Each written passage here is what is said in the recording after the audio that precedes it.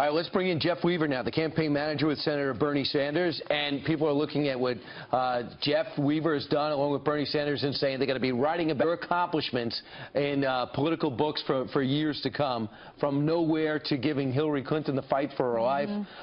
First off, Jeff, thanks so much for joining us. Happy to be here. Happy to be here. All the credit really goes to the senator. I mean, we have an honest messenger who has a message that's resonating with the people across this country, and that's why this campaign has been so successful. Well, you know what, Jeff? A lot of people, though, feel that the DNC, in the form of Debbie Wasserman Schultz, has been favoring Hillary Clinton over the senator's message. And there are a bunch of stories out this morning that say that a number of powerful Democrats anonymously are talking behind the scenes about, we got to get rid of her before the convention, because how could she open the convention? Because the Bernie people are going to just go nuts that she's been favoring Hillary over Bernie. Do you feel that way? Well, I do feel certainly that the process has not been fair as administered by Debbie Wasserman Schultz. I have to say that it is not everybody at the DNC. We have very good relationships with many people at the DNC. I have conversations with high-level DNC people on a regular basis. And, you know, I think there are a lot of people also at the DNC who have been very put off by the way in which Debbie Wasserman Schultz has run this whole thing. You know, whether it was the cramped debate schedule at the beginning, whether it was shutting Senator Sanders off from his own data back right before the Iowa caucuses, and on, you know, there's a number of examples. Jeff, I read this morning something that said that Debbie Wasserman Schultz was working against Bernie Sanders for personal reasons, and that quote was, tagged to you. Why do you feel that she was doing it for personal reasons?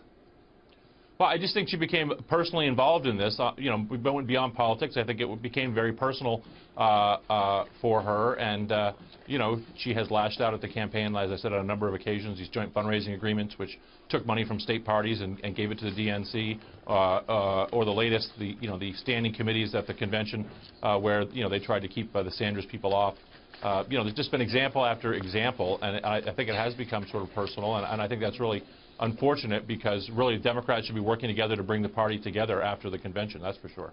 All right, what did you make of Hillary Clinton saying that she's not going to participate in the debate, the Fox News debate? She said, I'm going to debate 3 times during the primary season, and this would be her 3rd opportunity. She's now saying she doesn't want to debate in California, yet Bernie Sanders said he would entertain that idea, as well as Donald Trump. Sure. Well, look, I mean, this debate is not out of nowhere. Back when we were in New Hampshire and Senator Sanders was way ahead of Secretary Clinton, the Clinton campaign said, we want to have a debate in New Hampshire, an unscheduled, previously unscheduled debate. And we said, that's fine, as long as you'll do 3 subsequent debates. And they agreed. And there are quotes all in the newspapers from the time from Clinton, high-level Clinton people agreeing that we'll have 3 more debates, so you including one in May in California. So you agree on that debate based on her agreeing to these 3, and now she's not coming through with her promise? Exactly. So that's why it's such a big concern, is that they got their half of the bargain, and now they're not following through on their obations under the agreement they reached. So look, the people in California deserve a debate. The rest of the people, people in other states who haven't voted yet, they deserve a debate. Is she afraid of Fox or afraid of Bernie?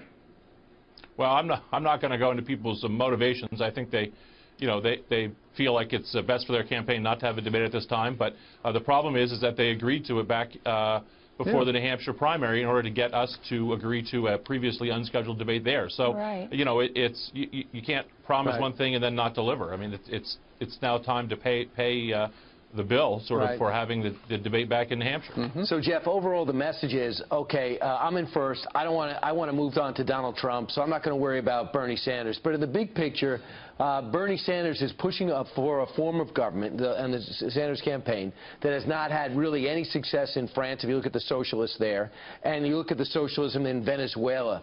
How would you characterize Bernie Sanders socialism as opposed to Venezuela and France's socialism? Well, what Bernie Sanders is pushing for is a sort of social democratic policies. I mean, if you look at Canada, they have a single-payer health care system guaranteeing health care to all people at substantially lower cost than we do. Most European countries offer tuition-free public colleges and universities for their students. But their economy is flat on its back, Jeff. Europe is a mess. Well, if I listen to Fox Business News, that would be the same thing here, but which I don't necessarily think is true. But what I would say to you is that in those countries, people have a social contract which says all the wealth and income is not going to go to the top. It's not going to be as unequal and unfair as it is currently here.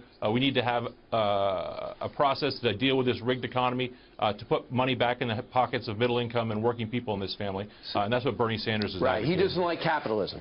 All right. Hey, Jeff, before you go, just a quick extra Sure. question. On a scale of 1 to 10, how much pressure are you getting from Democrats and party officials to drop out? 1 being the low, Yep. so it would be a 1. There really is not a lot. I mean, there are a few people out in the media, but in terms of any kind of real effort, it's probably 0. Really, is more like it. Wow. Not what you read in the papers. All right. Jeff Weaver. Yeah, right, exactly. Don't believe everything you read in the papers. Exactly, indeed. Jeff Weaver joined us from the Bernie Sanders campaign up in Thanks, Vermont. Jeff. Thank you. Thanks for coming on. We hope you'll come back. All right, I Nate. would love to do that.